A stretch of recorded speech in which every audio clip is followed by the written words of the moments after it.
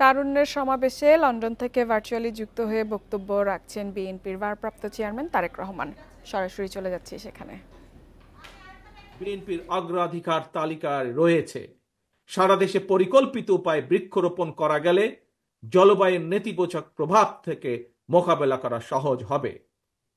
প্রায় আমরা পত্রিকার পাতায় দেখি যে বাংলাদেশের বিশেষ করে ঢাকা শহরের যে বাতাস সেটি বিশ্বের মধ্যে সবচাইতে যে খারাপ শহরগুলো তার একটি দুটির মধ্যেই উঠানামা করছে।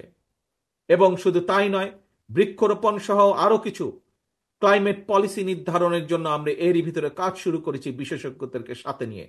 আমাদের লক্ষ্য থাকবে একটি নির্বাচিত সরকারের মেয়াদ যখন 5 বছর, 5 বছরের পরে 5 বছরের ভেতরে 25 থেকে প্রায় 30 কোটি বৃক্ষ রোপণ করা, এবং একই সাথে লক্ষ্য থাকবে সামগ্রিকভাবে দেশের যে তাপমাত্রা সেটি 2 থেকে চেষ্টা করা 3 ডিগ্রি পর্যন্ত কমিয়ে নিয়ে আসা।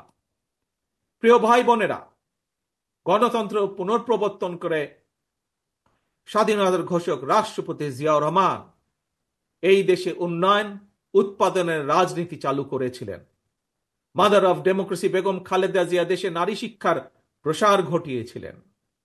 দেশ এবং জনগণের উন্নয়নে বিশেষ করে তরুণ জনগোষ্ঠীকে প্রাধান্য দিয়ে সেজন্য বিএনপিও আগামী দিনের পরিকল্পনা গ্রহণ করছে। তরুণ প্রজন্মের প্রিয় ভাই বোনেরা, জনগণই বিএনপির সকল রাজনৈতিক ক্ষমতার উৎস।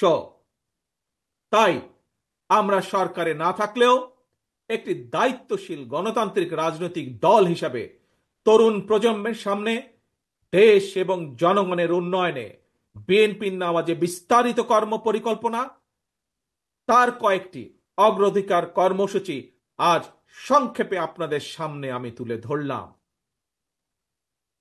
প্রিয় ভাই বোনেরা, আগামী জাতীয় নির্বাচনে বিএনপি ইনশাআল্লাহ জনগণের রায় রাষ্ট্র পরিচালনার সুযোগ পেলে দেশ এবং জনগণের উন্নয়নে পর্যায়ক্রমিকভাবে দলের গৃহীত পরিকল্পনাগুলো বাস্তবায়ন করবে ইনশাআল্লাহ।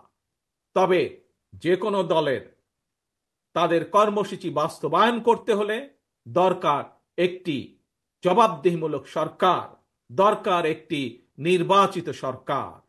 তবে আগামী জাতীয় নির্বাচন অনুষ্ঠান নিয়ে মনে হয় এরই ভিতরে টালবাহানা শুরু হয়েছে বা চলছে।